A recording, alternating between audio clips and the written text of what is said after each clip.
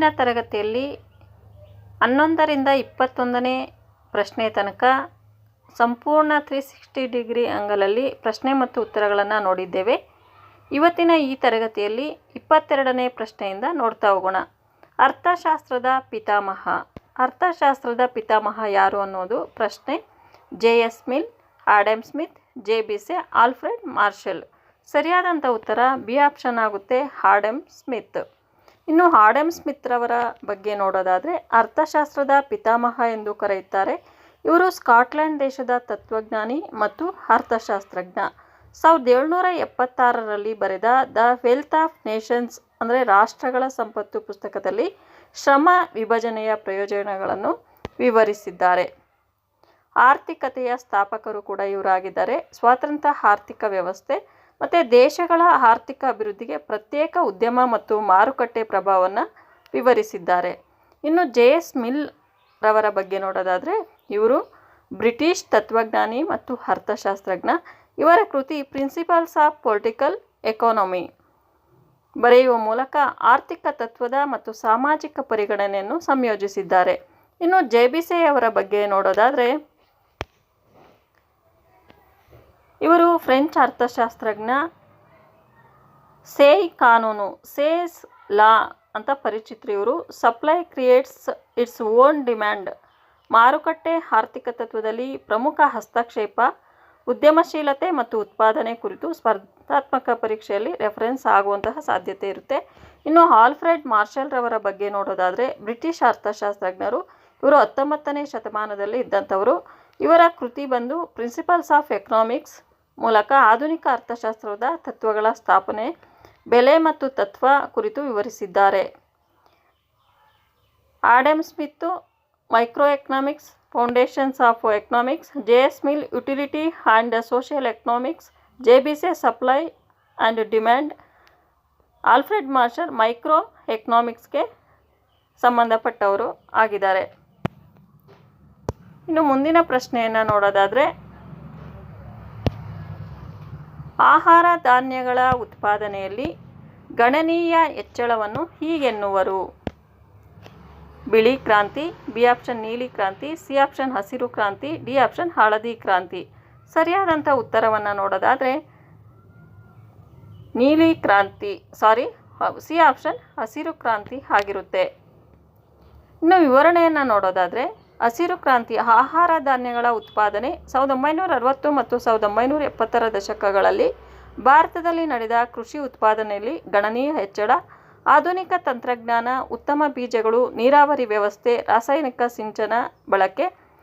ವಿಶ್ವ ಹಸಿರು ಕ್ರಾಂತಿಯ ಪಿತಾಮಹ ನಾರ್ಮನ್ ಇ ಬೋರ್ಲಾಗ್ ಅವರನ್ನು ವಿಶ್ವ ಹಸಿರು ಕ್ರಾಂತಿಯ ಪಿತಾಮಹ ಎಂದು ಕರೆದರೆ, ಭಾರತದಲ್ಲಿ ಹಸಿರು ಕ್ರಾಂತಿಯ ಪಿತಾಮಹ ಎಂ.ಎಸ್. ಸ್ವಾಮಿನಾಥನ್ ರವರಾಗಿದ್ದಾರೆ.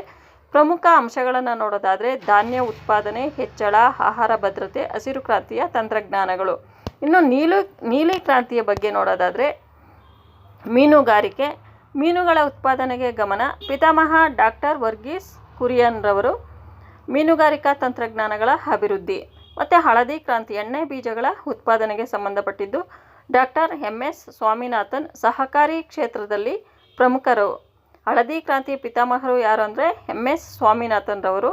ಎಣ್ಣೆ ಬೀಜಗಳು, ಸೂರ್ಯಕಾಂತಿ ಮತ್ತು ಸೋಯಾಬೀನ್ ತಂತ್ರಜ್ಞಾನಗಳಿಗೆ ಸಂಬಂಧಪಟ್ಟಿದ್ದು ಹಳದಿ ಕ್ರಾಂತಿ ಆಗಿರುತ್ತೆ. ಇನ್ನು ಶ್ವೇತ ಅಥವಾ ಬಿಳಿ ಕ್ರಾಂತಿಗೆ ಸಂಬಂಧಪಟ್ಟಿದ್ದು ಹಾಲು ಉತ್ಪಾದನೆ. ಹಾಲು ಉತ್ಪಾದನೆಯಲ್ಲಿ ಹೆಚ್ಚಳವನ್ನು ಕಂಡಿದ್ದು. ಇದರ ಪಿತಾಮಹ ಅಂತ ನೋಡೋದಾದರೆ ಡಾಕ್ಟರ್ ವರ್ಗೀಸ್ ಕುರಿಯನ್ ರವರು. ಆಪರೇಷನ್ ಫ್ಲಡ್ ಮೂಲಕ ಹಾಲು ಉತ್ಪಾದನಾ ರೆಕಾರ್ಡನ್ನು ಮಾಡಿದೆ. ಇನ್ನು ಬೆಳ್ಳಿ ಕ್ರಾಂತಿ ಅಥವಾ ಮೊಟ್ಟೆ ಉತ್ಪಾದನೆಯನ್ನು ನೋಡೋದಾದರೆ ಮೊಟ್ಟೆ ಉತ್ಪಾದನೆ ಬೆಳವಣಿಗೆ ಕುರಿತಿದ್ದು ಡಾಕ್ಟರ್ ಕೆ.ಆರ್. ಚೌಧರಿ ಅವರು ಇದರ ಪಿತಾಮಹರ ಆಗಿದ್ದಾರೆ. ಇನ್ನು ಬಂಗಾರ ಕ್ರಾಂತಿ ಹಣ್ಣು ಮತ್ತು ಹೂಗಳ ಉತ್ಪಾದನೆಗೆ ಸಂಬಂಧಪಟ್ಟಿದ್ದು ಇದರ ಪಿತಾಮಹ doctor MH. Marigold. Local agricultural experts. ಇದಕ್ಕೆ ಪಿತಾಮಹ ಅಂತ ಇಲ್ಲ, ಇದರಲ್ಲಿ ಪ್ರಮುಖವಾದಂತಹ ವ್ಯಕ್ತಿಗಳ ಹೆಸರನ್ನು ಇಲ್ಲಿ ನೀಡಲಾಗಿದೆ.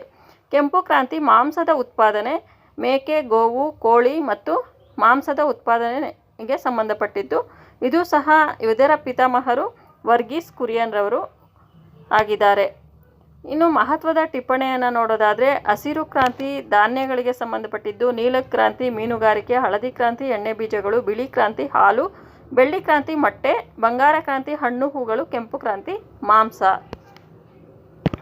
ಇನ್ನು ಮುಂದಿನ ಪ್ರಶ್ನೆಯನ್ನು ನೋಡೋಣ. 24ನೇ ಪ್ರಶ್ನೆ. ಅತ್ಯಂತ ಕಡಿಮೆ ಬೆಲೆಯಲ್ಲಿ ಆಹಾರ ಧಾನ್ಯ ವಿತರಿಸುವ ಕರ್ನಾಟಕ ಸರ್ಕಾರದ ಯೋಜನೆ ಯಾವುದು ಅಂತ ಪ್ರಶ್ನೆ. ಇಲ್ಲಿ A option Akshara Dasoha, B option Yashasvini, C option Anna Sanjeevini, D option Antyodaya ಅನ್ನ ಯೋಜನೆ. ಸರಿಯಾದ ಉತ್ತರ ಅಂತ್ಯೋದಯ ಅನ್ನ ಯೋಜನೆ. ಇನ್ನು ವಿವರಣೆಯನ್ನು ನೋಡೋದಾದರೆ, ಅಂತ್ಯೋದಯ ಅನ್ನ ಯೋಜನೆ ಕರ್ನಾಟಕ ಸರ್ಕಾರದ ಮೂಲಕ ನಡೆಯುವ ಸಾರ್ವಜನಿಕ ಪೌಷ್ಟಿಕ ಆಹಾರ ಯೋಜನೆಯಾಗಿದೆ. ಈ ಯೋಜನೆಯಡಿ ಅತ್ಯಂತ ಕಡಿಮೆ ಬೆಲೆಯಲ್ಲಿ ಆಹಾರ ಧಾನ್ಯಗಳನ್ನು ಅರ್ಹ ಕುಟುಂಬಗಳಿಗೆ ವಿತರಿಸಲಾಗುತ್ತದೆ. ಇದರ ಉದ್ದೇಶವನ್ನು ನೋಡೋದಾದರೆ, ಬಡಾವಣೆಯವರು ತೂಕದ ಆಹಾರದಲ್ಲಿ ಕಡಿಮೆ ಬೆಲೆಯ ಧಾನ್ಯವನ್ನು ಪಡೆಯುವಂತೆ ಮಾಡುವುದು. ಇದರ ಕಾರ್ಯಕ್ಷೇತ್ರವನ್ನು ನೋಡೋದಾದರೆ, ರಾಜ್ಯದ ಎಲ್ಲ ಗ್ರಾಮೀಣ ಮತ್ತು ನಗರ ಪ್ರದೇಶಗಳಲ್ಲಿ ಪೌಷ್ಟಿಕತೆಯ ದೃಷ್ಟಿಯಿಂದ ಧಾನ್ಯಗಳು ಉತ್ತಮ ಗುಣಮಟ್ಟದ ಮತ್ತು ಸುರಕ್ಷಿತವಾಗಿರುತ್ತವೆ. ಇನ್ನು ಸ್ಪರ್ಧಾತ್ಮಕ ಪರೀಕ್ಷೆಗೆ ಸಂಬಂಧಪಟ್ಟಂತಹ ಮಾಹಿತಿ ಅಂತ ನೋಡೋದಾದರೆ, ರಾಷ್ಟ್ರೀಯ ಆಹಾರ ಭದ್ರತಾ ಕಾಯ್ದೆ NFSAಗೆ 2013ಗೆ ಸಂಬಂಧಪಟ್ಟಂಥ ಕಾರ್ಯಕ್ರಮ ಇದಾಗಿದೆ ಅನ್ನೋದನ್ನು ನೆನಪಿನಲ್ಲಿ ಇಟ್ಕೊಳ್ಬೇಕಾಗುತ್ತೆ. ಇನ್ನು 25ನೇ ಪ್ರಶ್ನೆಯನ್ನು ನೋಡೋದಾದರೆ, ಬಡ ಜನರಿಗೆ ಒದಗಿಸಿರುವ ಆರೋಗ್ಯ ವಿಮೆ ಜ್ಯೋತಿ ಸಂಜೀವಿನಿ, ಆರೋಗ್ಯ ಕವಚ, ಯಶಸ್ವಿನಿ, ಸುರಕ್ಷಾ ಕವಚ. ಇಲ್ಲಿ ಸಿ ಆಪ್ಷನ್ ಸರಿಯಾದಂಥ ಉತ್ತರ ಆಗುತ್ತೆ, ಯಶಸ್ವಿನಿ. ವಿವರಣೆಯನ್ನು ನೋಡೋದಾದರೆ, ಯಶಸ್ವಿನಿ ಆರೋಗ್ಯ ವಿಮೆ ಯೋಜನೆಯನ್ನು ಕರ್ನಾಟಕ ಸರ್ಕಾರ ಬಡ ಜನರಿಗಾಗಿ ಆರಂಭಿಸಿದೆ. ಇದು ಮುಖ್ಯವಾಗಿ ಗ್ರಾಮೀಣ ಮತ್ತು ನಿರ್ಗತಿಕ ಜನರಿಗೆ ಕಡಿಮೆ ದರದಲ್ಲಿ ಆರೋಗ್ಯ ವಿಮಾ ರಕ್ಷಣೆ ನೀಡುತ್ತದೆ. ಇದರ ಆರಂಭವಾದ ವರ್ಷ 2003. ಇದರ ಉದ್ದೇಶ ದುರ್ಬಲ ವರ್ಗದವರಿಗೆ ವಿಶೇಷ ಚಿಕಿತ್ಸೆಗೆ ಆರ್ಥಿಕ ಸಹಾಯ ನೀಡುವುದು. ಇದರ ಸೌಲಭ್ಯ ನೋಡೋದಾದರೆ, ವಿವಿಧ ಶಸ್ತ್ರಚಿಕಿತ್ಸೆಗಳಿಗೆ ಹಣಕಾಸು ನೆರವು. ಆರಂಭದಲ್ಲಿ ಇದು ಸಹಕಾರಿ ಸಂಘಗಳ ಸದಸ್ಯರಿಗೆ ಮಾತ್ರ ಪರಿಚಯಿಸಲಾಯಿತು. ನಂತರ ಎಲ್ಲ ಬಡ ಜನರಿಗೂ ಇದನ್ನು ವಿತರಿಸಲಾಯಿತು. ಇನ್ನು ಜ್ಯೋತಿ ಸಂಜೀವಿನಿ ಬಗ್ಗೆ ನೋಡೋದಾದರೆ, ರಾಜ್ಯ ಸರ್ಕಾರಿ ನೌಕರರು ಮತ್ತು ಅವರ ಕುಟುಂಬದವರಿಗೆ ಮಾತ್ರ ಇರುವ ನಗದು ರಹಿತ ಚಿಕಿತ್ಸೆ ಯೋಜನೆ. ಇನ್ನು ಆರೋಗ್ಯ ಕವಚ ಅಂತ ನೋಡೋದಾದರೆ, ಸರ್ಕಾರದ ಆರೋಗ್ಯ ಭದ್ರತಾ ಕಾರ್ಯಕ್ರಮಗಳಿಗೆ ಬಳಸುವ ಸಾಮಾನ್ಯ ಪದ ಇದು. ಇನ್ನು ಸುರಕ್ಷಾ ಕವಚ ಅಂತ ನೋಡಿದ್ರೆ, ವಿವಿಧ ಭದ್ರತಾ ವಿಮೆ ಕಾರ್ಯಕ್ರಮಗಳಿಗೆ ಬಳಸುವ ಸಾಮಾನ್ಯ ಪದ. ಯಶಸ್ವಿನಿ ಯೋಜನೆ ಕರ್ನಾಟಕದ ಪ್ರಮುಖ ಆರೋಗ್ಯ ವಿಮೆ ಯೋಜನೆ. ಜ್ಯೋತಿ ಸಂಜೀವಿನಿ ಸರ್ಕಾರಿ ನೌಕರರಿಗೆ ಸಂಬಂಧಿಸಿದ ಯೋಜನೆ. ಇನ್ನು ಆರೋಗ್ಯ ಯೋಜನೆಗಳನ್ನು ಬೇರ್ಪಡಿಸುವ ಪರೀಕ್ಷೆಯಲ್ಲಿ ಮುಖ್ಯ ಅಂತಲೇ ಹೇಳ್ಬೋದು. ಇನ್ನು ಮುಂದಿನ ಪ್ರಶ್ನೆ 26ನೆಯ ಪ್ರಶ್ನೆ. ನೇಪಾಳಿಯರು ಮೌಂಟ್ ಎವರೆಸ್ಟನ್ನು ಹೀಗೆಂದು ಕರೆಯುವರು. ಸಾಗರಮಾತಾ, ಹಿಮಾಚ್ಛಾದಿತ ಜ್ವಾಲಾಮುಖಿ, ಅರುಣೋದಯ ಪರ್ವತ, ಇನ್ನು ದೇವಮಾತಾ. ಸರಿಯಾದಂಥ ಉತ್ತರವನ್ನು ನೋಡೋದಾದರೆ ಸಾಗರಮಾತಾ ಅಂತ ಕರೀತಾರೆ ನೇಪಾಳಿಯರು ಮೌಂಟ್ ಎವರೆಸ್ಟನ್ನು. ಇನ್ನು ವಿವರಣೆಯನ್ನು ನೋಡೋಣ. ಮೌಂಟ್ ಎವರೆಸ್ಟ್ ಜಗತ್ತಿನ ಅತ್ಯಂತ ಎತ್ತರವಾದ ಶಿಖರವಾಗಿದೆ. ನೇಪಾಳದ ಜನರು ಮೌಂಟ್ ಎವರೆಸ್ಟ್ ಶಿಖರವನ್ನು ಮಾತ್ರ ಸಾಗರಮಾತಾ ಎಂದು ಕರೆಯುತ್ತಾರೆ. ಹಿಮಾಲಯ ಪರ್ವತ ಶ್ರೇಣಿಯಲ್ಲಿ ಎಲ್ಲ ಸಾಗರಮಾತಾ ಎಂದು ಕರೆಯುವುದಿಲ್ಲ. ಮೌಂಟ್ ಎವರೆಸ್ಟ್ ಶಿಖರಕ್ಕೆ ಮಾತ್ರ ಈ ಹೆಸರು ಬಳಸುತ್ತಾರೆ. ಇನ್ನು ಹಿಮಾಲಯ ಪರ್ವತ ಶ್ರೇಣಿ ನೇಪಾಳ ಮತ್ತು ಚೀನಾ ಗಡಿಯಲ್ಲಿದೆ. ಇದರ ಎತ್ತರ 8848.8 ಮೀಟರ್. ಚೀನಾ ಹೆಸರು ಚೋಮೋಲುಂಗ್ಮಾ. ಮೊದಲ ಏರಿಕೆ ಇದನ್ನು ಏರಿದವರು ಯಾರು ಮೌಂಟ್ ಎವರೆಸ್ಟನ್ನು ಫಸ್ಟು ಅಂತ ನೋಡೋದಾದರೆ ಟೆನ್ನಿಂಗ್ ಮೋರ್ಗೆ ಅಂತಕ್ಕಂಥವರು 1953. Edmund Hillary. ಭಾರತ ಸಂಬಂಧಿತ ಮಾಹಿತಿಯನ್ನು ನೋಡೋದಾದರೆ, ಭಾರತದ ಪ್ರಥಮ ಮಹಿಳೆ ಮೌಂಟ್ ಎವರೆಸ್ಟನ್ನು ಏರಿದ ಭಾರತದ ಪ್ರಥಮ ಮಹಿಳೆ ಯಾರು ಅಂದರೆ ಬಚೇಂದ್ರಿ ಪಾಲ್. ಭಾರತದ ಅತ್ಯಂತ ಕಿರಿಯ ಬಾಲಕ ಯಾರು ಅಂತ ನೋಡೋದಾದರೆ ಅರ್ಜುನ್ ವಾಜಪೇಯಿ. ಇನ್ನು ಪ್ರಮುಖವಾದಂತಹ ಪಾಯಿಂಟ್ಸ್ ಇದ್ದಾವೆ, ಅವುಗಳನ್ನು ಕೂಡ ನೋಡ್ಕೊಳ್ಳಿ. ಇನ್ನು 27ನೇ ಪ್ರಶ್ನೆ. 27ನೇ ಪ್ರಶ್ನೆಯನ್ನು ನೋಡೋದಾದರೆ, ಸಮಶೀತೋಷ್ಣ ವಲಯದ ಹುಲ್ಲುಗಾವಲನ್ನು ಆಫ್ರಿಕಾದಲ್ಲಿ ಹೀಗೆನ್ನುವರು. A option savanna, B option veld, C option steppes, D option Tigris. ಸರಿಯಾದಂಥ ಉತ್ತರ ಬಿ ಆಪ್ಷನ್ ವೆಲ್ಡ್ ಅಂತ ಕರೀತಾರೆ. ಇನ್ನು ವಿವರಣೆಯನ್ನು ನೋಡೋದಾದರೆ, ಸಮಶೀತೋಷ್ಣ ವಲಯದ ಹುಲ್ಲುಗಾವಲು ಪ್ರದೇಶಗಳನ್ನು ಆಫ್ರಿಕಾದಲ್ಲಿ ವೆಲ್ಡ್ ಎಂದು ಕರೆಯುತ್ತಾರೆ. ಡಚ್ ಭಾಷೆಯಲ್ಲಿ ವೆಲ್ಡ್ ಎಂದರೆ ಕ್ಷೇತ್ರ ಎಂಬ ಅರ್ಥ ಇದೆ. ಇನ್ನು ಸಮಶೀತೋಷ್ಣ ಹುಲ್ಲುಗಾವಲುಗಳ ವಿವಿಧ ಹೆಸರುಗಳನ್ನು ನೋಡೋದಾದರೆ, ಉತ್ತರ ಅಮೆರಿಕಾದಲ್ಲಿ ಪ್ರೈರಿ ಅಂತ ಕರೀತಾರೆ, ದಕ್ಷಿಣ ಅಮೆರಿಕಾದಲ್ಲಿ ಪಂಪಾಸ್, ಆಸ್ಟ್ರೇಲಿಯಾದಲ್ಲಿ ಡೌನ್ಸ್, ಆಫ್ರಿಕಾದಲ್ಲಿ ವೆಲ್ಡ್, ಯುರೇಷ್ಯಾದಲ್ಲಿ ಸ್ಟೆಪೀಸ್. ಇವು ಪರೀಕ್ಷಾ ದೃಷ್ಟಿಯಿಂದ ಇಂಪಾರ್ಟೆಂಟ್ ಆಗಿರುವಂತಹ ಪಾಯಿಂಟ್ಸ್ ಅಂತಲೇ ಹೇಳ್ಬೋದು. ಸವನ್ನಾ ಉಷ್ಣವಲಯದ ಹುಲ್ಲುಗಾವಲಾಗಿದೆ. ಇದು ಮುಖ್ಯವಾಗಿ ಆಫ್ರಿಕಾದ ಉಷ್ಣ ಪ್ರದೇಶದಲ್ಲಿ ಕಂಡುಬರುತ್ತೆ. ಇನ್ನು ಸ್ಟೆಪಿಸ್ ಯುರೇಷಿಯಾದ ಸಮಶೀತೋಷ್ಣ ಹುಲ್ಲುಗಾವಲು, ಇದು ಸಹ ಕೇಳ್ಬೋದು ಪರೀಕ್ಷೆಯಲ್ಲಿ. ಇದು ಯಾವ ರೀತಿಯ ಹುಲ್ಲುಗಾವಲು ಅಂತ ಕೂಡ ಕೇಳಿರುವಂತಹ ಉದಾಹರಣೆ ಇದೆ. ಮತ್ತು ಟೈಗ್ರಿಸ್ ನದಿ ಹೆಸರು ಇರಾಕ್ ಪ್ರದೇಶ. ಮತ್ತು ವೆಲ್ಡ್ ಆಫ್ರಿಕಾ ಸಮಶೀತೋಷ್ಣ ಹುಲ್ಲುಗಾವಲು, ಸವನ್ನಾ ಉಷ್ಣವಲಯ ಹುಲ್ಲುಗಾವಲು ಪ್ರೈರಿ ಪಂಪಾಸ್ ಅಲ್ಲಿ ಕಂಡುಬಂದರೆ ಡೌನ್ಸ್ ವೆಲ್ಡ್ನಲ್ಲಿ ಕಂಡುಬರುತ್ತೆ.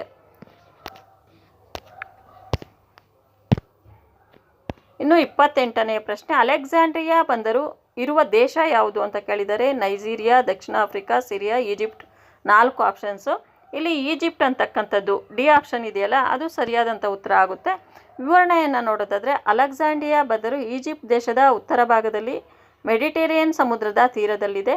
ಇದು ಈಜಿಪ್ಟ್ನ ಅತಿ ದೊಡ್ಡ ಮತ್ತು ಪ್ರಮುಖ ಬಂದರು. ಅಲೆಕ್ಸಾಂಡ್ರಿಯಾ ನಗರವು ಐತಿಹಾಸಿಕ, ಸಾಂಸ್ಕೃತಿಕ ಮತ್ತು ಆರ್ಥಿಕ ಕೇಂದ್ರವಾಗಿದೆ.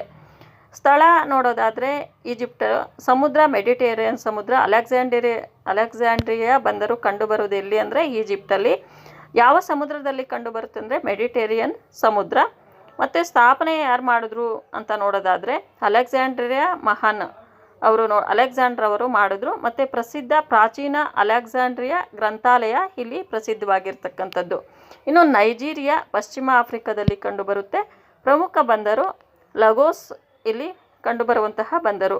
ಇನ್ನು ದಕ್ಷಿಣ ಆಫ್ರಿಕಾದ ಬಗ್ಗೆ ನೋಡೋದಾದರೆ ಆಫ್ರಿಕಾದ ದಕ್ಷಿಣ ತುದಿಯಲ್ಲಿ ಕಂಡುಬರುತ್ತೆ. ಇದು ಪ್ರಮುಖ ಬಂದರುಗಳು ಡರ್ಬನ್ನು, ಕೇಪ್ ಟೌನು. ಇನ್ನು ಸಿರಿಯಾ ಮಧ್ಯಪ್ರಾಚ್ಯದಲ್ಲಿ ಇದೆ. ಪ್ರಮುಖ ಬಂದರು ಲಟಾಕಿಯಾ. ಪರೀಕ್ಷೆಗೆ ಮುಖ್ಯವಾದಂತಹ ಪಾಯಿಂಟ್ಸ್ ಇದ್ದಾವೆ, ಅವನು ಸಹ ನೋಡ್ಕೊಳ್ಳಿ.